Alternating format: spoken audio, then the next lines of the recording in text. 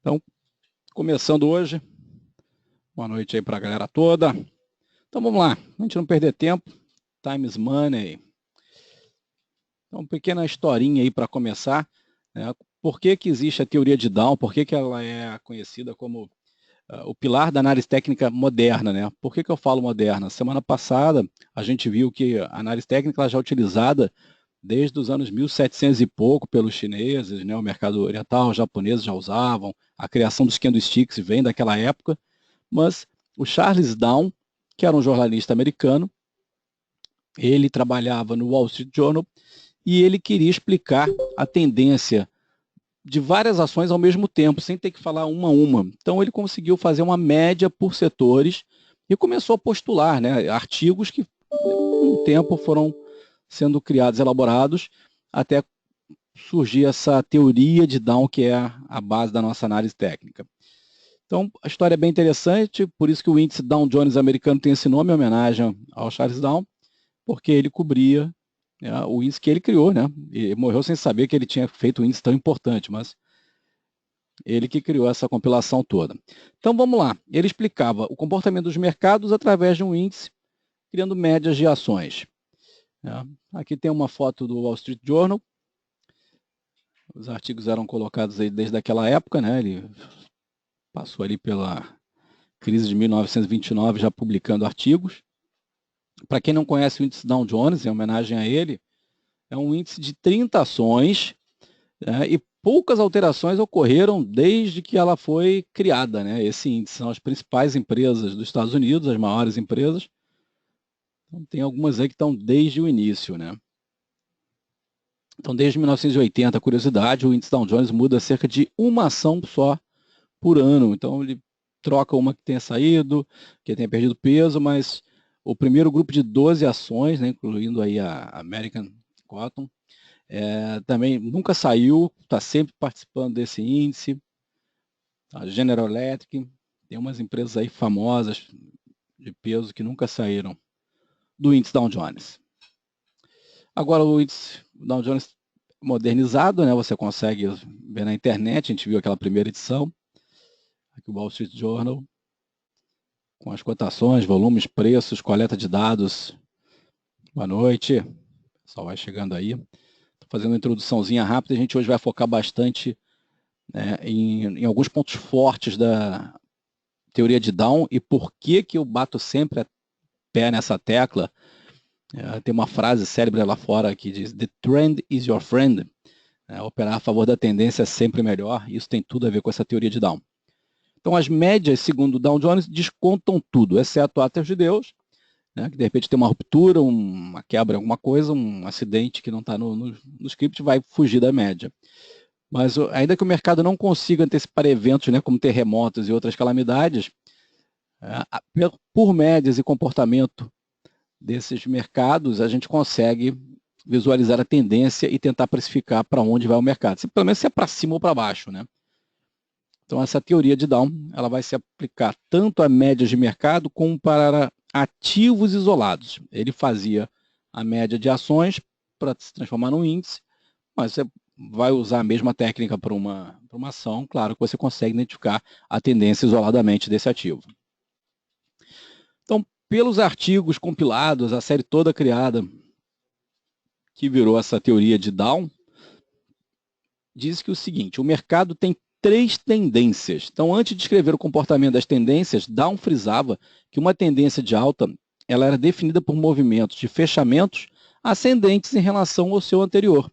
Ou seja, hoje a gente comenta muito no dia a dia topos e fundos ascendentes. Como o Down só olhava fechamento, ele precisava que uma tendência de alta fosse composta por fechamentos maiores que o da véspera. Isso aí mostrava a força dessa tendência para ele, e era a primeira conotação, fechamentos positivos, tá? A tendência de baixa, claro que é o inverso, fechamentos descendentes, negativos consistentemente, formam uma tendência de queda.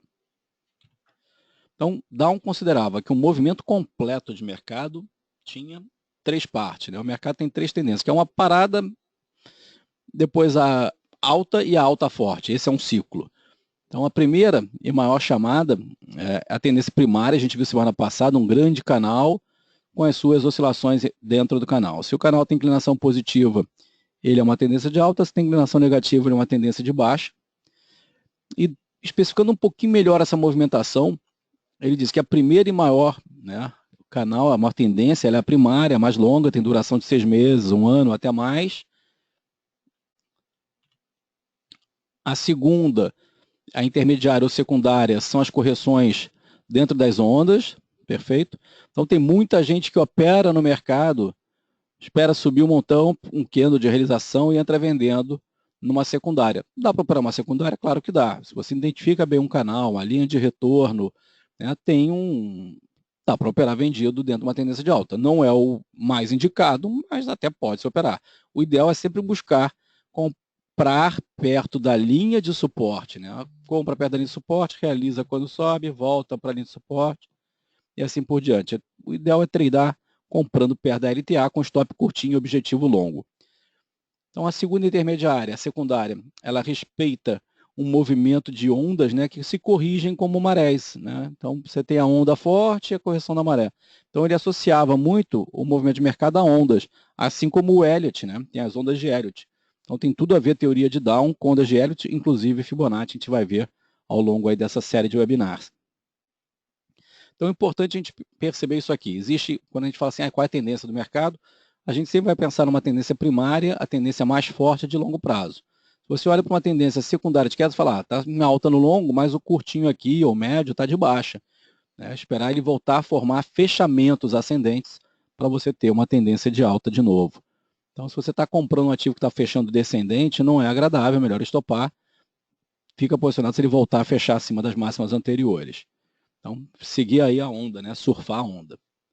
E por fim, a terceira tendência, segundo Down, né? Ela se comporta como ondulação pequena dentro das ondas, ela é terciária. São movimentos muito curtinhos que duram alguns dias, até 2 semanas, que também são objetivos nossos para buscar operações de swing trade, né? O swing trade é quando tem aquela inversãozinha pequena de onda, a gente pode operar e tentar buscar ali 5, 10, 15% do movimento, se a gente achar que tem essa volatilidade toda, enfim, são operações curtinhas que dão para a gente buscar bons retornos. Eu prefiro operar swing trade geralmente na tendência, né, na direção do mercado. Quando a gente está operando contra a tendência principal, eu costumo sempre frisar isso, pelo menos na planilha ali das operações eu boto, olha, operação contra a tendência. Que tem muita gente que não gosta e normalmente contra a tendência é batata quente, né? O stop, se acontecer, tem que ser feito rapidinho. Então, destrinchando um pouquinho mais essa teoria de Down, a tendência primária, a maior de longo prazo, a mais forte, também tem 3 fases. Então, Down tem foco nessa fase longa sempre, ele prefere trabalhar sempre vendo médias, bem conservador. A filosofia dele era a tendência de alta enquanto está fechando acima. Então, ele está sempre olhando a principal, ele não ia olhar muito as intermediárias e as curtinhas, né, as secundárias ou terciárias. Ele descobriu que dentro dessas tendências de alta, a gente pode depois chegar isso para a parte de baixa também, tem as fases, né, a acumulação, quando o mercado está aqui nesse comecinho, bem parado durante muitos dias, sem conseguir fechar para cima ou para baixo, né, de forma consistente, ele sobe um dia, cai no outro, sobe um dia, cai no outro, isso aqui é uma acumulação, normalmente em fundo antes do início da alta, e depois começa a subir com volume, ou a entrada de notícia, ou insight, alguém que sabe que vai acontecer alguma coisa, e quando começa o movimento de alta, nota que o volume aqui começa a subir com mais consistência também, ou seja, tem uma variação significativa de volume junto com o movimento. Isso é importante dentro da teoria de Down, quando acaba a fase de acumulação, é o início de uma fase número 2, a fase de alta, que ele chama de fase de participação do público, né? Então é início da tendência, é o rompimento da resistência, é o pivô de alta, onde vão chamar compras os grafistas, os seguidores de tendência vão estar com sistemas de médias cruzando para alta, aí começa a entrada toda do mercado participando. O início, claro, foi de alguém que teve a primeira informação, e não foi o grande público, né? Ele separa essa colocação. E a partir daí o mercado vai subindo com grande volume, é o que chama a atenção sempre de grafistas. Por exemplo, aqui eu peguei a Oi recentemente, ela vinha mortinha, mortinha, mortinha, de repente começou a subir com grande volume, participação do público, euforia, a segunda fase desse movimento de alta. Ela começa uma subida, depois entra a euforia, começa a subir com uma inclinação muito mais alta. Depois desse ciclo todo de alta e inclinação, ó, mercado empinado, euforia absoluta, o mercado costuma dar uma congestionada em topo, né, para de subir, já começa a não formar fechamentos ascendentes, e aí o Down chama de distribuição. Lá em cima começa a distribuir para uma realização. O público começa a realizar, né, quando vem a segunda onda de queda. Normalmente vem a primeira, que já são os técnicos que têm a precificação do ativo, que estão achando que já está com bolha. Quem já comprou lá embaixo já está satisfeito com o movimento. Daqui a pouco, quem comprou estava esperando mais alto, vê que o mercado não está mais subindo, vem as falhas, começa um ciclo de baixa de novo, até por fim voltar ao limite de baixa, acaba toda aquela pressão também vendedora e o mercado para esperando um novo ciclo de alta. E esse ciclo vai se renovando. Então é acumulação, alta, euforia com participação do público, distribuição, queda, né? Às vezes até com pânico. A segunda fase da queda, né? Normalmente é panicada mesmo, o pessoal com medo de perder ou perder mais, né? Faz o famoso stop a mercado, derrubando ações. E quando acabam as posições, o mercado começa a acalmar de novo e vem o ciclo outra vez de acumulação. As médias devem estar se confirmando, né? Um conceito de que médias são sempre uma referência confiável na percepção tanto do mercado quanto de Down, e ele sempre diz que dois índices precisam ter suas médias cruzando ou a cotação fechando acima das médias ou abaixo para confirmar uma reversão de tendência. Uma curiosidade legal também é a assinatura de Charles Down, como ele assinava antes os seus documentos, os alfarrapos aí da história, bem interessante isso aí. Então, duas médias ou dois mercados, né, diferentes se confirmando, por exemplo, o Ibovespa, em determinado momento do ano, rompeu a média de 200, revertendo sua tendência de longo prazo de baixa para alta. Na mesma época, a gente teve o IBX 100 também fazendo um movimento de rompimento. Nota que os gráficos são muito parecidos, né, o IBOV com o IBX 100. Ou seja, os dois romperam a média, confirmando a reversão da tendência para alta. Aqui a gente nota que o IBOV não fechou abaixo da 200, aqui furou de novo, não fechou abaixo, enquanto o IBX chegou a fechar. Então, para reversão para baixo, os dois têm que estar fechando abaixo, não houve a confirmação dessa reversão pelo critério de Down. Então, quando você está observando ativos do mesmo setor, né, fazendo long and short, fazendo trava com opção, é sempre bom olhar dois produtos, dois ativos dentro do mesmo setor para ver se aquilo, a sua visão está certa ou não, se está confirmando ou se não é um movimento isolado, tá? Os volumes. Hoje o ponto mais importante para mim, né, ou para a nossa apresentação, vai ser em cima do volume. Os volumes devem confirmar a tendência. Down considerava o volume como um fator secundário, porém importante para confirmar um sinal de preço. Então, o volume deve expandir ou crescer na direção da tendência principal. Se o mercado tem uma tendência de alta, ele deve subir com o volume crescendo. Se ele realiza, ele não tem tanto volume assim na queda. Então, o volume, quando cai ou corrige, costuma ser menor, indicando que vem logo em seguida uma nova onda de quê? Uma nova onda de alta. Tá? A gente vai ver isso aqui. Boa noite, doutor Carlos.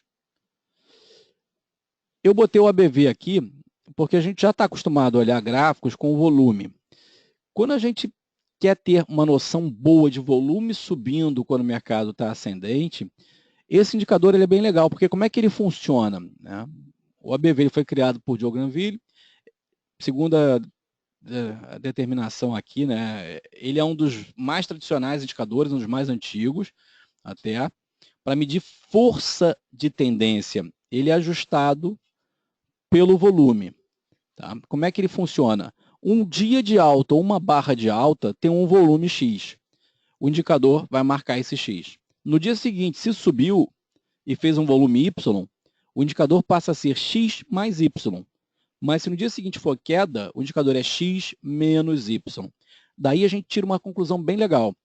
Se você tem um dia de alta e sobe, vamos supor, com volume de 300, e quando cai com volume de 200, o indicador ele vai subir no dia de alta, o proporcional ao volume, e quando cair, se cair com menos volume, ele vai recuar, mas não vem abaixo do dia anterior, mostrando que tem uma divergência de alta.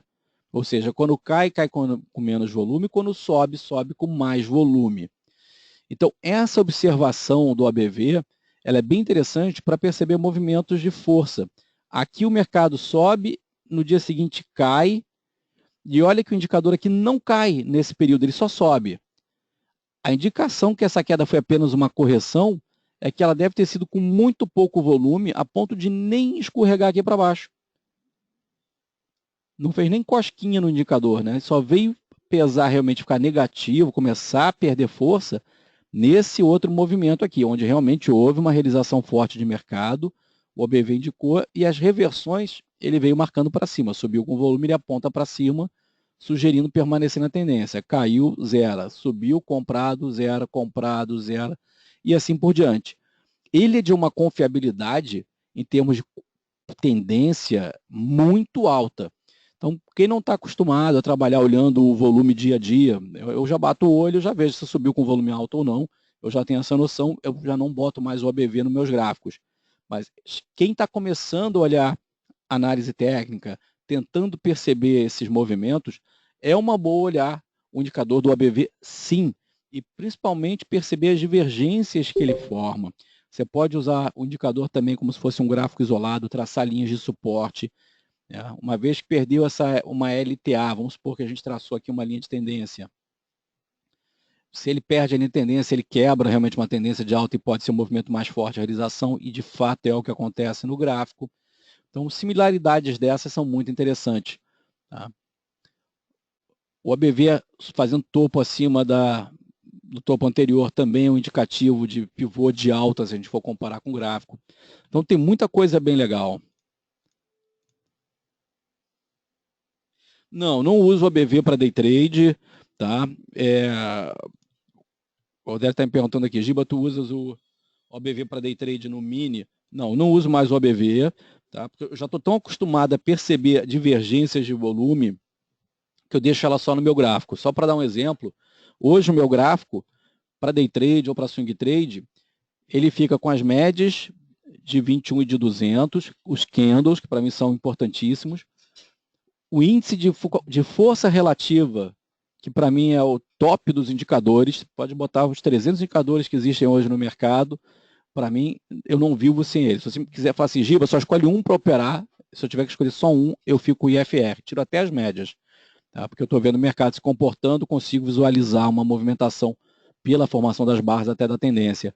Mas o IFR, para mim, ele é o sensacional indicador, né? O melhor que tem quando mostra saindo de sobrecompra, sobrevendas, divergências, ele é incrível. E eu tenho outro indicador meu que ele vai marcando força por médias, né, que só tem no TRID, que é essa marcação. Quando ele está em verde é para segurar a compra, quando está em vermelho é para segurar a venda. É uma outra coisa legal que eu uso muito nos 5 minutos e no 15 minutos.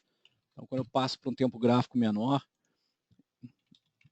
eu tenho esse indicador aqui, o GBEX, que eu chamo de GBEX sossegado, que é para tentar buscar seguir tendência. Vou puxar aqui para o dólar, por exemplo, que é um indicador que tem funcionado muito bem no dólar. Então, quando o meu indicador está na verde é para ficar comprado, quando está no vermelho é vendido, eu tenho uma sacada que quando ele sai do verde, ele pode ficar vendido até aqui embaixo, até ele sair do vermelho. E essa linha vermelha é que vai me dar a direção de tendência do mercado. Se eu estou com verde, eu estou comprado, se eu estou com vermelho, eu estou vendido, e assim por diante. Tem umas regrinhas particulares no indicador, mas hoje, para day trade, eu prefiro seguir esse meu próprio indicador aqui, tá? Que ele indica a tendência, ele vai filtrando esses grandes movimentos, as sacudidas de mercado. Claro que de vez em quando vai errar, mas quando pega a tendência, vale muito a pena, e o stop é determinado aí para isso, né? Você tem que botar o teu nível de stop. Eu uso volatilidade, o ATR de 10, com medida de stop de alvo também, eu vou calibrando essas operações. Enfim, fechou dando compra aqui o dólar pelo meu modelo. Mas voltando ao volume, né? Se você está percebendo que durante o trade, você está num gráfico de 5 minutos, houve uma barra aqui muito grande, com grande volume. Ele subiu com pouco volume, né? E essa queda aqui foi muito forte, né? Então, foi uma sugestão de venda boa. Alguém grande entrou batendo, óbvio, né? Aumentou o volume, provavelmente ia continuar caindo. Depois o volume não conseguiu mais ganhar consistência, veio perdendo força, o mercado foi ficando de lado, né? Até quase morrer aqui de volume, né? Não tinha quase nada aqui, 14,50. O pessoal voltando ao almoço, o dólar paradinho, deu uma subidinha com o volume aqui, mas depois já perdeu o volume, foi perdendo força. Enfim, eu uso o volume com IFR sempre na tela, mas não preciso mais do OBV. Eu já consigo visualizar barra a barra esse volume, já consigo fazer esse entendimento. Não, ainda não. Pode ser que venha a ter, pode ser que a gente venha escrever esse indicador em breve para botar lá no meta, mas por enquanto estou usando ele só aqui. Então, só para entender como funciona bem e fixar como funciona o ABV, né, ele serve para medir pressão compradora ou vendedora de um ativo. O ABV ele soma o volume negociado em cada barra, né, que ele está utilizando de alta e subtrai esse mesmo volume negociado em cada barra se a barra for de baixa. Isso resulta em saldo de volume, que é o nome do ABV, né? Mostra a tendência. Se você está com o ABV despencando, é porque a tendência é que está caindo com volume, ou seja, ele vem caindo, ele vai adicionando volumes negativos, né? Está em tendência de baixa, está fechando para baixo. Reversão de tendência, né? Quando ele bate no fundo e rompe uma LTB, você tem sinal de reversão também, ele começa a trabalhar em zigue-zague ascendente. Você consegue visualizar o ABV como se fosse um gráfico de uma ação também, um indicador de momento, né? E as divergências, né? Se você tem uma subida com muito volume, ele vai saltar aos olhos aqui em relação ao movimento do gráfico. Aqui você tem um topo, e aqui um topo mais alto. No gráfico, esses topos estão praticamente descendentes, né? No mesmo ponto aqui fez um topo aqui, ele ficou aqui, ele desce e aqui ele sobe, indicando que estava com mais força para compra. Alguns movimentos depois, esse aqui é um gráfico até de 60 minutos, você pode usar em qualquer tempo gráfico, veio uma onda mais forte de alta, mostrando que o indicador vinha num zigue-zague já ascendente, favorecendo o trade de compra. Quando você está na dúvida do movimento, ele começa a ficar muito amarrado, né, como se fosse uma mola comprimida, você não sabe para que lado vai, bota o ABV, né, começa a perceber essas movimentações, vai traçando o canal do ABV, se tiver uma quebra dele para cima ou para baixo, normalmente é um ótimo sinal de entrada, de gatilho de entrada também. Beleza. Então, parece simples, mas ele é muito bom. O IFR é mais ou menos um OBV, né? Se parar, é o indicador que eu mais gosto. A gente vai ter uma sessão só para ele aí semana que vem. O IFR ele é a média das barras de alta quando sobe, né? Óbvio, você tira a média das altas e divide pela média das barras de queda de determinado período. Você vai fazendo uma média ponderada pelas variações percentuais. Ele é muito parecido com o OBV. O ABV é um número absoluto de mais menos, o outro é um número indicador em base 0 a 100. Eu diria que ele é mais refinado, o IFR, do que o ABV. Talvez por isso eu não use mais também o ABV, apesar do volume não ser um medidor só de, como é o IFR, que é um medidor só de preço, né, de oscilação de preço. O IFR não tem a sensibilidade do volume. Juntando os dois, provavelmente a gente vai ter uma força maior de mercado, de entendimento. Por isso que eu boto no meu gráfico IFR junto com o volume, né? Subindo aqui o volume com o mercado caindo, normalmente é um baita sinal de venda, e olha o que o mercado faz. A grande despencada vem ali, né? Aumento de volume na venda, com o IFR descendo, ou seja, fim de movimento de alta. Essas leituras são bem legais da gente conseguir através de poucos indicadores. Não adianta botar uma tela poluída com 50 coisas que só vai atrapalhar. Tem que encontrar o seu próprio modelo de trade, o que te dá conforto para enxergar bem o mercado.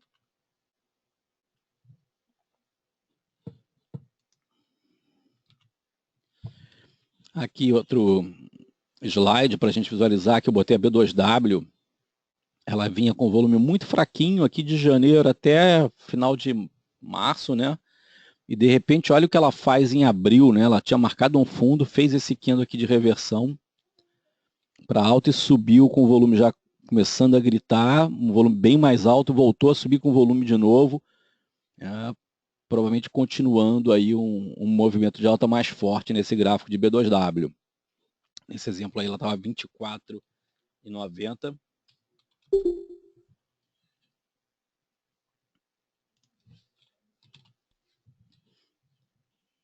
Deve ter splitado isso aí, né? Isso é 2015, olha só. Ela chegou a bater. Nesse rally ela foi até R$30. Foi subindo com volume. Foi até R$30 aqui. Março, abril, esse mesmo movimento aqui dela. Ela foi até R$30 nessa euforia toda. Olha o IFR marcando o topo aqui, já começando a virar indicador saindo, deu o sinal de cansaço, depois veio embora para baixo de novo. Então, o volume é muito bom para determinar a força de uma tendência. Se está subindo, o volume começa a perder fôlego, desconfia, se prepara para sair.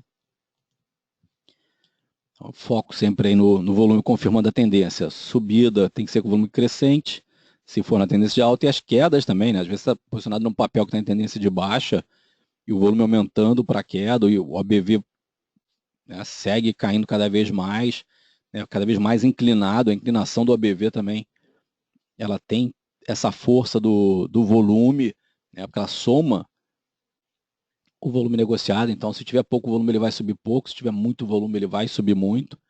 É um indicador muito legal para se ter na tela e confirmar movimentos, né? Tá querendo sair de um papel. Teve hoje alguém que me perguntou: Giba, eu estou comprado em Uzi Minas, já devo sair? Aí a gente olha o gráfico, puxa um papel com Uzi Minas e olha, tá subindo, rompendo resistência, rompeu R$3. Olha o volume como é que tá no nível alto, né? Tá fazendo movimento ascendente, o volume vem aumentando. Já é bem negociado e continua aumentando, ou seja, tem mais negócios sendo executados e com o mercado subindo. Isso é força de tendência, não tem por que estar saindo. Agora, se o volume começar a ficar na descendente e o mercado subindo, aí tem que zerar, né? Aí você vê que já está acabando o fluxo, a qualquer momento vai ter mais gente vendendo, né? Então, segundo Charles Down, a tendência vai continuar até que tenha sinais claros de reversão, né? Somente um preço de fechamento acima de uma região de topo anterior não é uma reversão de baixa para alta, né? Cruzou, fechou acima da média pela primeira vez, ainda não é sinal. Você tem que ter, né, dois índices fechando, você tem que ter mais um pouco de confirmação. Normalmente 2 fechamentos já começa a ficar interessante, a média inclinando. Então existem algumas críticas que a gente vai ver a teoria de Down. Um exemplo de pivô clássico aqui do lado esquerdo no gráfico em azul, uma congestão, um topo aqui no 3.700 no câmbio, depois voltou a cair, não perdeu a mínima do movimento todo, depois rompeu o máximo anterior. Isso sim é uma confirmação de movimento. O primeiro candle já superou e bem o topo anterior, você já pode considerar isso uma confirmação de movimento. Às vezes dá aquela só sombra superior e volta, depois tem o retorno, falso rompimento, quando você passa um dia e volta no outro, que no caso rompeu um dia, ficou acima no segundo, terceiro, mais do que confirmado, depois foi embora, né? Do lado de cá, uma confirmação de baixa, um gráfico aqui do índice, nos 5 minutos, olha que legal. Mercado em franca tendência de alta, volume começando a subir, daqui a pouco o mercado subiu muito e o volume veio perdendo fôlego em relação ao que vinha acontecendo, volume cada vez mais fraco, tentou subir o volume lá embaixo já, e veio a falha e começou a aumentar o volume na queda, ou seja, todo mundo realizando, até para day trade a gente consegue perceber a falha aqui no movimento de volume, né? E o pivô de baixa clássico, né? Ele bate um fundo, começa a subir, não faz nova máxima e ainda perde o fundo anterior. Você tem um fechamento abaixo, o segundo candle já confirmando, uma tendência de baixa bem nítida, né? Um belo start de operação com stop curto por pivô. Pode ser que venha buscar aqui o fundo de novo, né? Onda de acumulação, alta, euforia, distribuição, baixa, e aqui pode estar começando o pânico, né? Depois esperar acabar o pânico, acalmar, todo mundo se estopar para pensar em compras novamente. Lembrar sempre dos ciclos das ondas aí, dos movimentos. As críticas à teoria de Down, né? Segundo dados estatísticos, né? Não fui eu que calculei, já na literatura, a teoria de Down perde de 20 a 25% dos movimentos dos grandes sinais de reversão. Ou seja, se você está com uma tendência de alta, espera zerar sua posição comprada só quando tiver a confirmação total da reversão da tendência e tudo, pode ser que o mercado já tenha caído aí uns 20 a 25%, e da máxima, e só então você vai estar zerando. Mas, enfim, se for só um repique, depois continuar a tendência, vai permanecer. Então, são críticas muito pontuais, né? Tem alguns probleminhas nela, mas esses problemas podem ser sanados no futuro. Enfim, é muito complicado de você falar, o melhor momento para sair é no candle de reversão. Você vai zerar lá em cima, daqui a pouco o mercado faz pivô de alta, você fica fora e não vai ganhar o movimento todo. Então, down ele fica na tendência enquanto ela estiver claramente determinada, ele não vai ficar saindo à toa. O sinal de compra através da teoria de Down geralmente ocorre na segunda fase de uma tendência de alta, né? Que a primeira ainda não confirmou, as médias não estão confirmando, não tem fechamento ascendente claramente. Então, normalmente ele perde também o início de um grande movimento. Normal isso na teoria de Down. Então, deve se lembrar sempre, né, os críticos, né, que o Down nunca teve intenção de antecipar tendências de mercado. O trabalho dele, naquela época, né, lá perto da crise de 29, era somente identificar uma tendência de um conjunto de empresas, né, como elas se comportavam em relação ao mercado como um todo. Ele não queria falar que a empresa de ferrovias estava em tendência de alta, a empresa de carro estava em alta, ele queria falar que o setor industrial todo estava em alta pela média. Então ele precisava que a maior parte das ações ficassem em queda, fechando de forma negativa, para dizer que o setor realmente tinha virado para uma tendência de baixa. Isso faz sentido. Se tiver 10 ações subindo e 5 caindo, para ele a tendência ainda é de alta pela média. Então, aparentemente, Down nunca quis usar a sua teoria para prever a direção do mercado de ações. Ele não quis prever. Né? O que ele queria era confirmar como estava. Ele queria dar um barômetro das condições de mercado para os leitores do jornal Wall Street. Então, Down ele acabou sendo uma personalidade importante para o mercado de ações, porque através da teoria que foi postulada depois da morte dele, os técnicos, né, como eu, analistas técnicos, conseguem precificar projeções de ações para o futuro em cima dessa teoria, botar stops, enfim, tudo começou daí, né, e virou essa coisa gigante. Segundo John Murphy, entender e apreciar a teoria de Down fornece um fundamento sólido para qualquer estudo de análise técnica. John Murphy, para mim, é o grande nome da análise técnica, é o principal livro que eu tenho de análise técnica, tanto para geral, para estudo de CNPI, como também técnicas para day trade. Ele tem um segundo livro muito bom, esse John J. Murphy. Quem quiser buscar literaturas dele nos sites, tem aí à vontade. Para mim é o melhor conteúdo para quem quer se aprofundar, não só em teoria de Down, como todas as formações gráficas, as técnicas todas aí são muito bem disseminadas por ele. Tá? Olha lá, embora a historinha, né? Embora o índice Dow Jones tenha sido criado em 1896 e a Bolsa de Nova York tenha sido fundada em 1792, existem registros sobre negociações de valores antes mesmo dessa data. Então, tem a história aí do Jesse Livermore, que ele operava nos mercados quando as bolsas não eram nem recintos fechados, eram nos cais, né? Enfim, a negociação de ações, historicamente, de mercados acionários, já vem desde 1700, lá vai fumaça, na época do Japão feudal. Então, e já, desde lá já tem coleta de dados para buscar identificar tendências. Né? Para quem não é nosso assinante ainda, né, quem já é assinante já conhece o nosso trabalho, a gente está sempre buscando evoluir. Eu vou até fazer uma consulta para vocês, eu vou mandar um e-mail, provavelmente amanhã já, com umas perguntas sobre temas futuros do webinar. A gente tem agenda já de alguns fatores, mas às vezes a preferência da turma não seja estar conhecendo tanto assim os indicadores de análise técnica, está participando um pouco mais de análise na prática. Vamos ver quais são os papéis que estão mais interessantes pelo IFR agora, eu tenho uns rastreadores bacanas para isso. E a gente mostrar mais estratégias, fazer mais análise, buscar mais oportunidades. Né? Por exemplo, por que eu chamei a Vale 3 para compra ontem? Né? Por que eu estou vendido em Gol e essas duas foram os destaques? Como é que a gente consegue, volta e meia, estar sempre como uma dessas ações? A gente chama 5 compras todo dia, a gente está identificando ou reiterando alguma posição, e dentro de 100 papéis, normalmente essas 5 compras, uma delas está ali no top 5, né? E isso é com análise técnica, então não tem como dizer que a análise técnica é fiasco, não funciona. Né? Se não funcionasse, não ia ter né, a certificação nos Estados Unidos, não ia ter no Brasil, e não ia ter tanta gente vivendo disso.